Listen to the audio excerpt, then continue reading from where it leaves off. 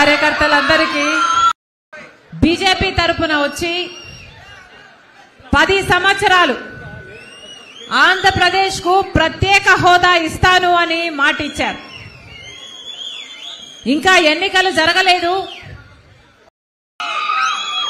పోనీ మనకిచ్చిన వాగ్దానాలలో ఒక్కటైనా నిలబెట్టుకున్నారా అంటే ఒకటి కూడా నిలబెట్టుకోలేదు. పోలవరం ప్రాజెక్టు జాతీయ హోదా ఇచ్చి 90% నిధులు మేమే ఇస్తామన్నారు. మరి ఏమైంది? మా పోలవరం ప్రాజెక్ట్ ఇంకా పూర్తి కాలేదు అంటే మీరు కేడీ కాకపోతే మీరు మోడీ ఎలా అవుతారు అని ప్రాంత రాష్ట్ర ప్రజలు ప్రశ్నిస్తున్నారు. 10 సంవత్సరాలైనా ఇంతవరకు మాకు రాజధాని లేదు. చంద్రబాబు గారేమో అమరావతి రాజధాని అని, సింగపూర్ చేస్తానని 3D గ్రాఫిక్స్ సినిమాలు చూపించాడు. జగనన్న గారేమో మాకు 1 సరిపోదు, మాకు 3 కావాలి అని మొత్తం గందరగోళం చేశారు. ఆఖరికి మనకు ఒక్క రాజధాని కూడా లేదు. ఒక్కటి కూడా ఒక మెట్రో లేదు. విశాఖపట్నంలో లేదు, విజయవాడలో లేదు. దక్షిణ భారతదేశంలో ఏ ఒక్క రాష్ట్రంలోనైనా మెట్రో లేదు అంటే అది ఒక్క ఆంధ్ర రాష్ట్రంలో మాత్రమే. అంత తీసిపోయామా? మాకు స్పెషల్ స్టేటస్ లేదు, మాకు పోలవరం లేదు, మాకు రాజధాని లేదు, మా బిడ్డలకు ఉద్యోగాలు లేవు, మా రైతులకు భరోసా లేదు. మరి మాకు ఏం మిగిల్చారు? మరి మీరు సమస్తము దోచేసుకుంటే మీరు కేడీలు గాక మీరు మోడీ ఎలా అవుతారు అని అడుగుతున్నాం.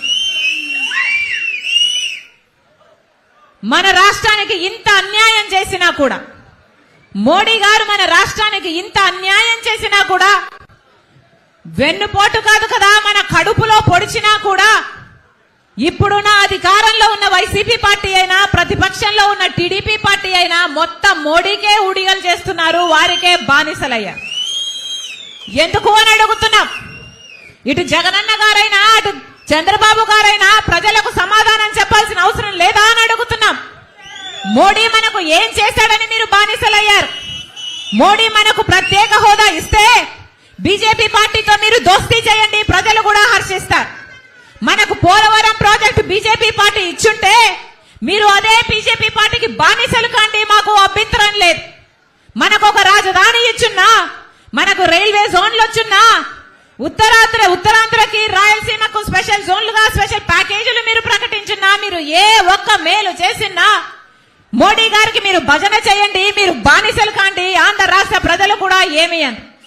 ఒక్కటంటే ఒక్క మేలు చేసిందా బీజేపీ పార్టీ? ఒక్క రకంగా కూడా బీజేపీ పార్టీ మేలు చేయకపోతే మరి ఇటు జగనన్న గారైనా అటు చంద్రబాబు గారైనా ఎందుకు బీజేపీకి బానిసలుగా మారారో ఆంధ్ర రాష్ట్ర ప్రజలకు సమాధానం చెప్పాలి. మీరు బానిసలు కాకుండా, మీరు బానిసలైతే సరిపోదన్నట్టు ఆంధ్ర రాష్ట్ర ప్రజలను మొత్తము బానిసలను చేయాలని చూస్తున్నారే, ఇది అమానుషం కాదా అని అడుగుతున్నా. ఇది దేశంలో ఎక్కడా జరగలేదు. బీజేపీ పార్టీ ఒక్క ఎమ్మెల్యేని గెలుచుకోకుండా, ఒక ఎంపీని గెలుచుకోకుండా ఆంధ్ర రాష్ట్ర ప్రజలు రాజ్యం ఏలుతున్నది ఎవరు? BJP party.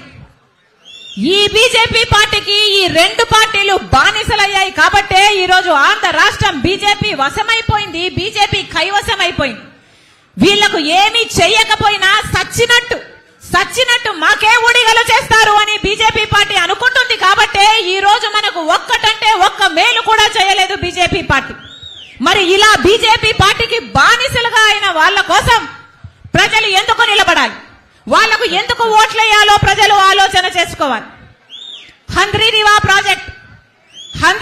ప్రాజెక్టు రాయలసీమకు రత్నాల సీమగా మార్చే ప్రాజెక్టు, రాయలసీమను సస్యశ్యామలం చేసే ప్రాజెక్టు.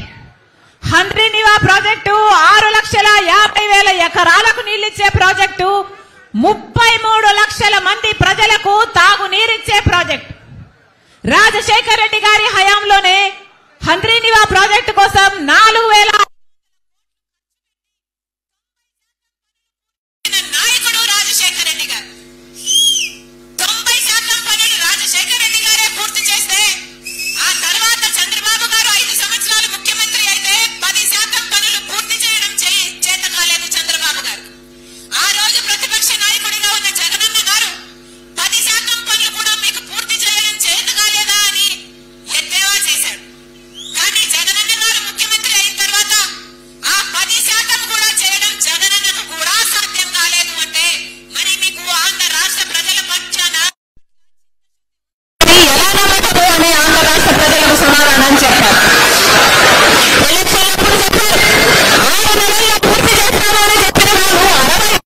అయిపోతుంది కదా, మరి ఆ 10% మీకు ఎందుకు పూర్తి చేత కాలేదు అని అడుగుతున్నాం. అలాగే గాలేరు నగరి ప్రాజెక్టు అది అంతే అటకెక్కింది కదా.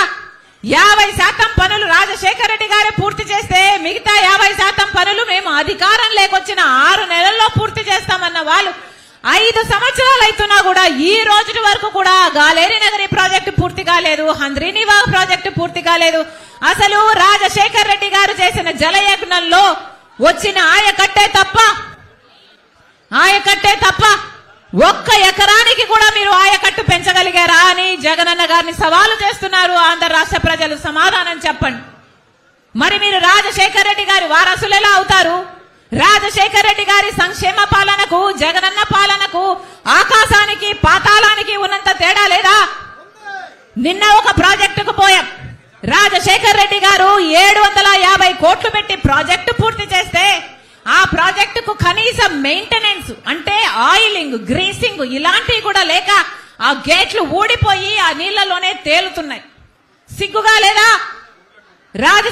గుండ్లకమ్మ ప్రాజెక్ట్ రాజశేఖర రెడ్డి గారు ప్రాజెక్టు పూర్తి చేస్తే మీకు కనీసం మెయింటెనెన్స్ చేయడం కూడా చేత కాలేదు అంటే మీరు రాజశేఖర రెడ్డి గారి సంక్షేమ పాలన అందిస్తున్నట్ట అని మీకు మీరే ప్రశ్నించుకోండి. రాజశేఖర రెడ్డి గారు మాట మీద నిలబడే నాయకుడు, ఏ మాట ఇచ్చినా మాట తప్పని నాయకుడు రాజశేఖర రెడ్డి గారు. మరి మీరు ఎన్ని మాటలు చెప్పారు? స్పెషల్ స్టేటస్ తీసుకొస్తాను అని చెప్పారు, ఆ మాట తుంగలో తొక్కారు. పూర్తి మద్యపాన నిషేధం అని చెప్పారు, పూర్తి మద్యపాన నిషేధం అని నేను మేనిఫెస్టోలో పెడుతున్నాను అని చెప్పారు. పూర్తి మద్యపాన నిషేధం చేయకపోతే నేను అసలు మీ ముందుకొచ్చి ఓట్లే అడగనన్నాడు జగనన్న గారు. మేనిఫెస్టో అంటే నాకు బైబిల్ లాంటిది, ఖురాన్ లాంటిది, భగవద్గీత లాంటిది అన్న జగనన్న గారు మరి ఇప్పుడు పూర్తి మద్యపాన నిషేధం ఎందుకు చేయలేదు అని ఆంధ్ర రాష్ట్ర ప్రజలకు సమాధానం చెప్పాలి. మాట తప్పని మడమ తిప్పని నాయకుడు రాజశేఖర రెడ్డి గారు అయితే మీరు ఇచ్చిన మాట ప్రతి మాట తప్పారు కదా జగనన్న గారు. మరి ఆంధ్ర రాష్ట్ర ప్రజలకు ఏం అని అడుగుతున్నాం. ఇక్కడే ఉంది మన్నవరంలో రాజశేఖర రెడ్డి గారు ముఖ్యమంత్రిగా ఉన్నప్పుడు 6,000 కోట్ల రూపాయలు పెట్టి BHEL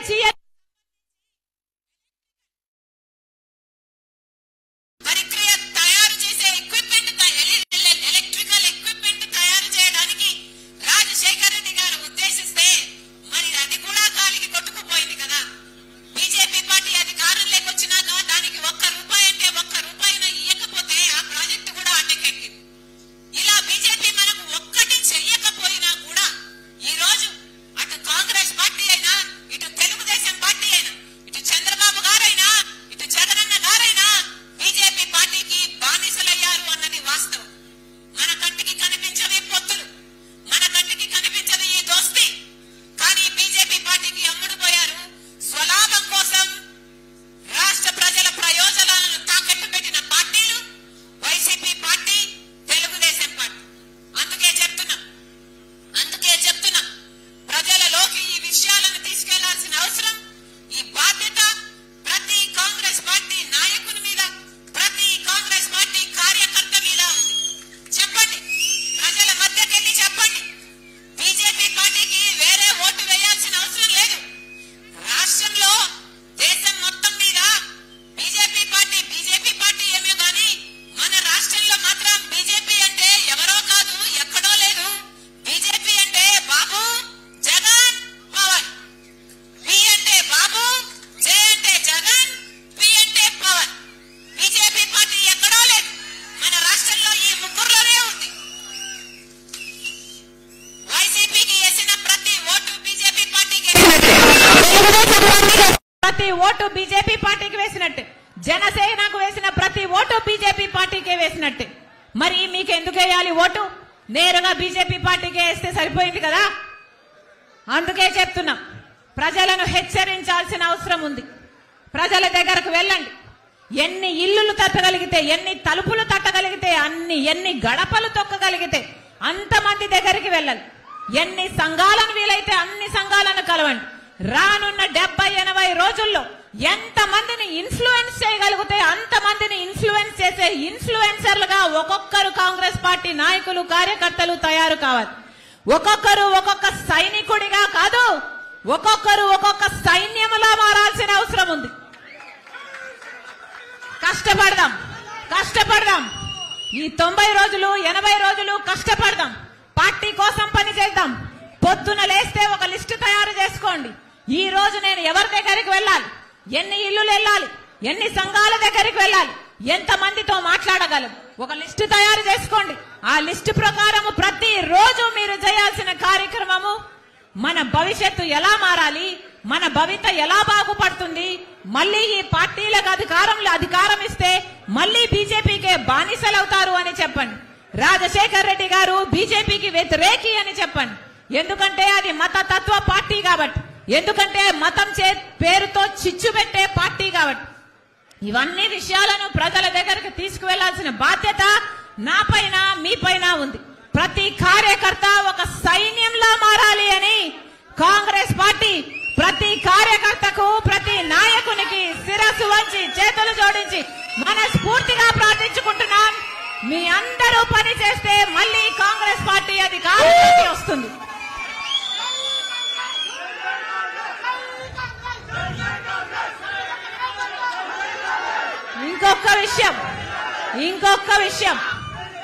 ఇంకొక విషయం ఒకప్పుడు వైసీపీ పార్టీని నా భుజాన వేసుకుని పాదయాత్ర చేశాను.